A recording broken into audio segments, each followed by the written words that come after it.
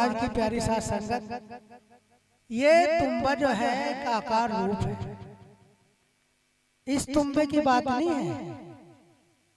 मीरा ने जो कहा है, ये तुम्बा जो है ये संसार का बज रहा है दो तारों का, हमारे अंदर भी दो तार है। मीरा ने कहा कि तुम्बे का बजाना मेरे से नहीं छूट सकता, क्योंकि तुम्बा जो है, तुम्बा हमारा पूरा का पूरा शरीर है। जो गुरु रविदास मीरा को वो मार्ग दिया तो मीरा घायल हो गई, मीरा को वैराग लग गया। तो उसके हर सांस में, हर रूम में संत शिरोमणि गुरु रविदास महाराज का ही नाम गूंजता था। इसलिए उसने कहा कि तुम्बा जिस दिन भी छूट गया बजाना या बजना छूट गया, उस दिन ही गुरु छूट जाता है। इसलिए मीरा ने मीरा को, लेकिन मीरा ने तो तुम्बा बजाया है, अपने सांस गुरु को दिए हैं। और हम क्या बजाते हैं, पता नहीं कितने अनेकों रास्ते अपनी इंद्रियों से, पता नहीं हम क्या क्या बजा रहे हैं। मीरा ने इन इंद्रियों पे अंकुश कस लिया। मीरा ने इंद्रियों में को गुरु का नाम निकाला है, और कोई नहीं निकाला और कुछ भी। इसीलिए मीरा का नाम अमर होया है।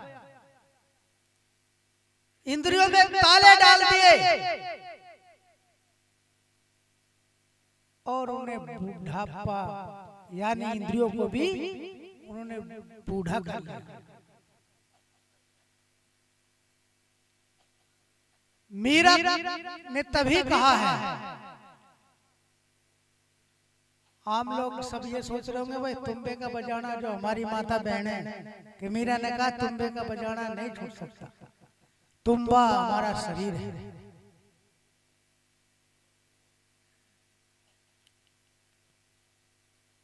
क्योंकि मीरा जो थी वो ऐसी वैरागण हुई है, ऐसी दीवानी गुरु की हुई है कि पूरे संसार में मीरा का नाम है, कमालिनी का नाम है, योगवती, सहजो, झल्ली, अनेकों जितने भी गुरु महाराज के शिष्य बने। और आज तो एक खुशी की बात और है कि आज ही के दिन 5 अप्रैल के दिन संत शिरोमणि जगत गुरु रविदास महाराज की शरण में लाखों लोगों के साथ लोधी सा सिकंदर बादशाह, जो दिल्ली का बादशाह था, वो सतगुरु रविदास महाराज की उसने शरण ली थी आज ही के दिन।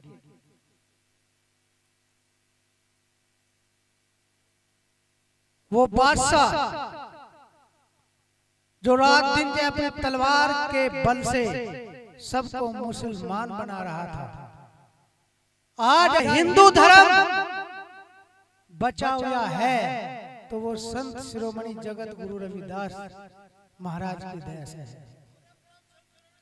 उस समय संत शिरोमणि की उपाधि से प्रथम भारत के अंदर ही नहीं, पूरी दुनिया के अंदर संत शिरोमणि की उपाधि से केवल संत शिरोमणि गुरु रविदास जी महाराज को नवाजा था पूरी दुनिया के अंदर।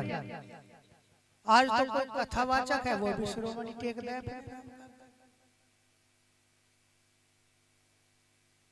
हर कोई टेक रहा, क्योंकि ये एक ऐसी उपाधि लिखने पढ़ने की तो जरूरत है ही नहीं, बस लिख दो।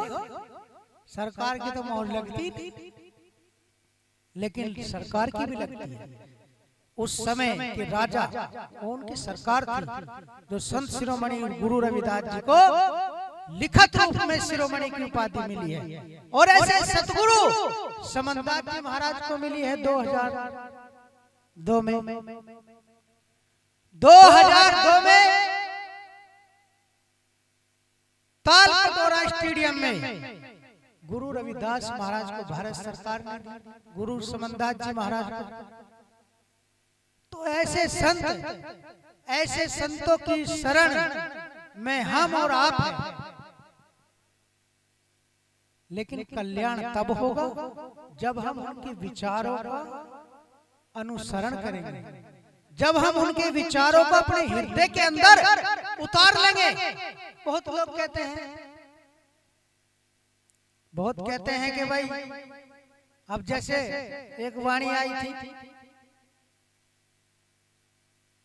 बीन बजाते जाइए अगम के दाता।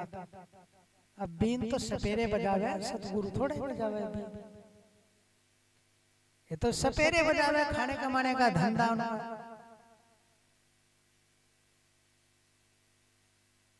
वे बीन नहीं बजाते, वे तो इस मन को पकड़ लेते हैं।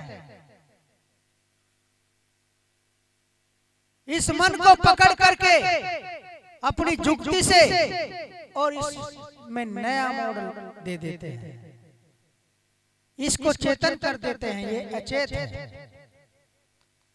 इसीलिए हमें यही बहुत बारीकी से सत्संग को अपने घट के अंदर उतारना चाहिए। व्यक्ति जब झूमता है, जैसे महात्मा राजपाल दास झूमे हैं, झूम रहे हैं, लगन है गुरु की, लेकिन अंदर भी वो तरंग, वो वैराग जब अंदर झूमता है तो वो बाहर भी आ जाता है। इसलिए अंदर भी तरंग उठानी चाहिए, अंदर वैराग उठाना चाहिए। जिस तरीके से मीरा ने उठाया है कि तुम्बा मेरे से नहीं छूट सकता, वो वैराग, वो गुरु रविदास की भक्ति, वो सतगुरु रविदास जी का मार्ग अगर मेरे से छूट गया तो मैं एक पल भी जिंदा नहीं रह सकती। मीरा का ये स्पष्ट इस वाणी में उद्देश्य है। तुम्बे का बजावा मैं कैसे छूटूं, नहीं छूट सकता। इसीलिए हमें अपनी इंद्रियों पे संयम बहुत जरूरी रखना चाहिए। यही हमारे मार्ग में अड़चन है। काम, क्रोध, मोह, लोभ, अहंकार ये हमारे शत्रु हैं। शब्द, स्पर्श, रूप, रस, गंध ये हमारे दोष हैं, जिनसे पता नहीं चलता दोष लग जाता है और हमें पता भी नहीं चलता कि हम दोषी हो गए, लेकिन फिर उसका दंड भुगतना पड़ता है। शब्द पर दोष लग जाता है, किसी को कठोर शब्द बोल दो, जरा सा एकदम राड हो जाएगा, कि उधर एकदम चोट करेगा तो एकदम उल्टी चोट आ जाती है, उधर वो भी गाली गलौज कर देगा। इस परस से मनुष्य, ये इस परस से संसार की रचना है। रूप ये दिख रहा है जो लाइट है, रूप कोई रूप पे मोहित हो जाता है, सब रूप ही है जहां तक भी देखते हैं। लेकिन जितना भी हम बाहर देख रहे हैं, बाहर इधर उधर हम जा रहे हैं, तो हम बाहर की तरफ जा रहे हैं, हमें अंदर की तरफ भी जाना चाहिए। जब हम अंदर की तरफ जाएंगे तभी हम इकट्ठे हो सकते हैं, क्योंकि हमारी जो ऊर्जा है, हमारी जो शक्ति है, हमारी जो ताकत है, वो हमने बाहर इस्तेमाल करी है, अंदर इस्तेमाल नहीं करी। अंदर करेंगे तो वो रुकेगी, बाहर करेंगे तो वो बिखरेगी। इसीलिए गुरु महाराज ने हमें एक मार्ग दिया है सुमरण का, उसे ध्यान के हो या लगन के हो या सूरत लगाना के हो, वो सुमरन उन्होंने अपनी भाषा में इस युग में सतगुरु समनदास जी महाराज ने सुमरन का मार्ग दिया है कि तुम बैठ करके सुमरन करो, ध्यान करो। और ध्यान भी हमें बिल्कुल एकांत में करना चाहिए।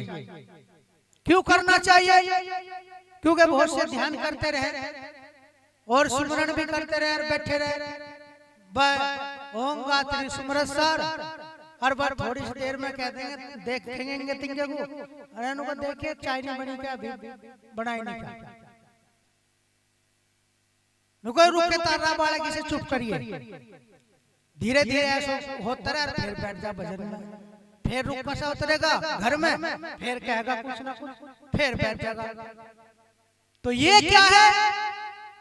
चाहे आप कितना भी जितना समय इतना बैठो, लेकिन क्योंकि हम बाहर जो हम जा रहे हैं किसके द्वारा जा रहे हैं? बाहर हम जाते हैं, वो मार्ग वो रास्ता कौन सा है? उस रास्ते को हमें कंट्रोल करना है। वो मार्ग है हमारी दृष्टि, दृष्टि से ये बाहर चला जाता है, फिर कल्पनाएं करता है, कल्पना में उलझ जाता है और वहीं फंस जाता है जाकर के। इसलिए गुरु महाराज बताते हैं जब भी ध्यान करो, सुमरन करो, अपना दृष्टि बंद करके करो, तब ये अंदर जाएगा। जब ये अंदर जाएगा तो इसे पता चलेगा। क्योंकि जब भी बैठे भजन में बहुत लोग भाई हमारा तो ध्यान ही नहीं लग रहा, विचार पता नहीं कहां कहां तक के आ तो नहीं जा कर रखे तो नहीं, इसीलिए आ गए, किसी और ने तो कर रखे नहीं। तो इसलिए अगर उनको शांत करना है, उनको खत्म करना है, तो आपको सुमरन में भजन में समय देना पड़ेगा। बैठा ना जावे, लेट के करो। उठत बैठत सोवत जागत बिना भजन पर तीत ना हो। सार शब्द सतगुरु के घर का हर जन बिरला परखे कोई। कि जो हरि का जन है, जन कहते हैं जो मांगने वाला होता है। हरिजन जो हर का जन है, उस मालिक का जन है, वो ही परखता है। उस सार शब्द को तो वही परखेगा। तो इसीलिए हमें ये जानना है, सुमरन में आप लोग सुमरन करते हैं, भागम भाग रहता है।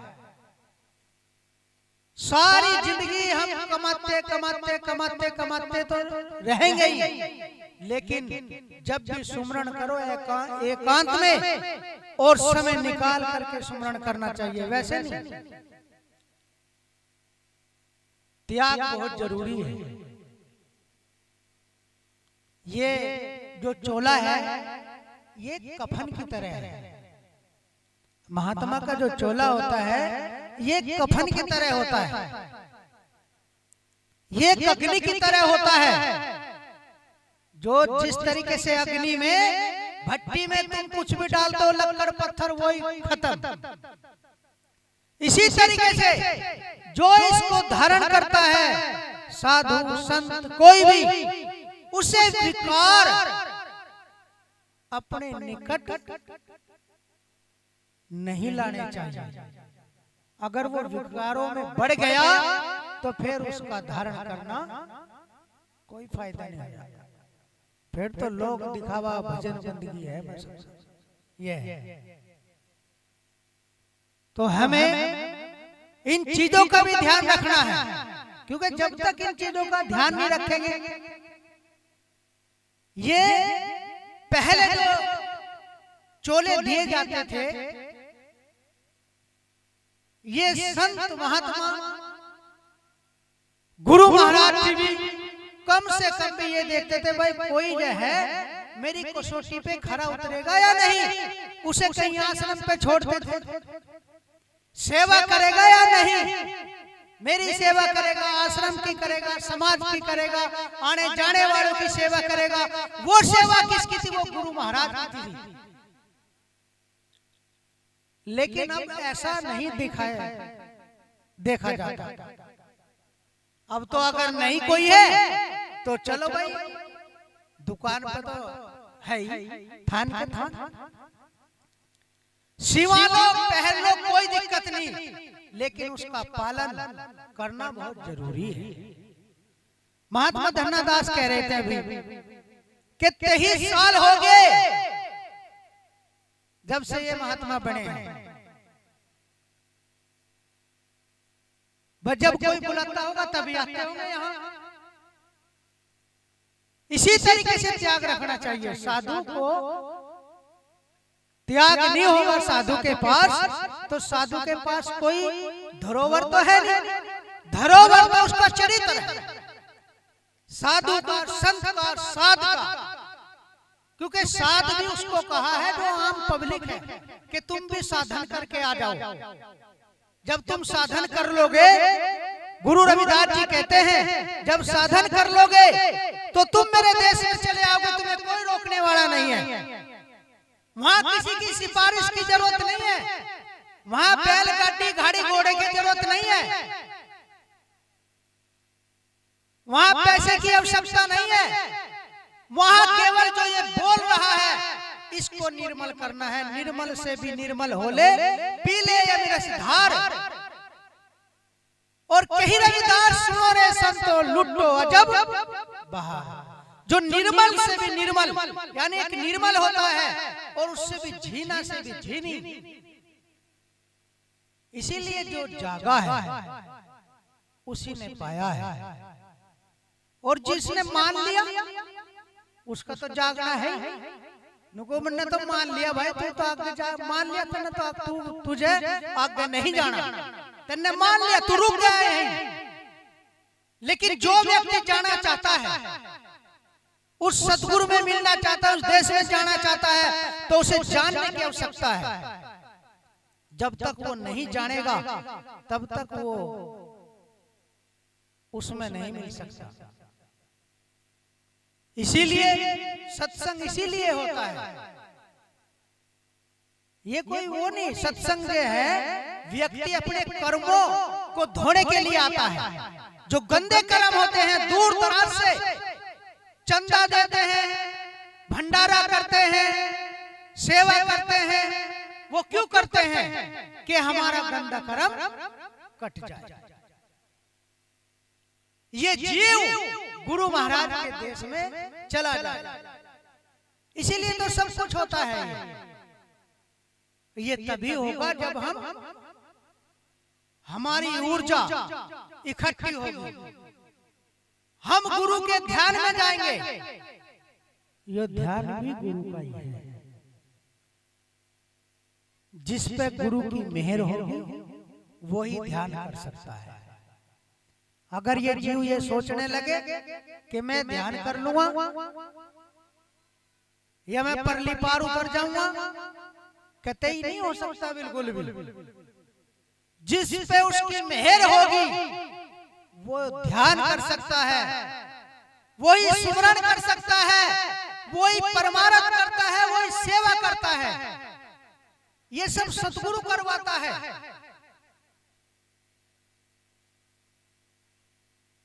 सब सतगुरु करवाता है, कोई नहीं। लेकिन वो जब करवाता है जब वो जान जाता है उस चीज को। लेकिन अगर नहीं जानता तो बस अपना तो लगी रहे हैं। तो इसीलिए इन इंद्रियों को अपने जो कटु वचन है उनको बूढ़े कर लो। जब बूढ़े हो जा तो ताकत खत्म हो जा, फिर बोलना चाहना नहीं रहता इतना ज्यादा। और जब ये व्यक्ति चुप हो जाएगा तो बस, जब चुप हो जाएगा तो वहां गुरु महाराज का वास होगा। तो चलो किस तरह की एक वाणी कहते हैं।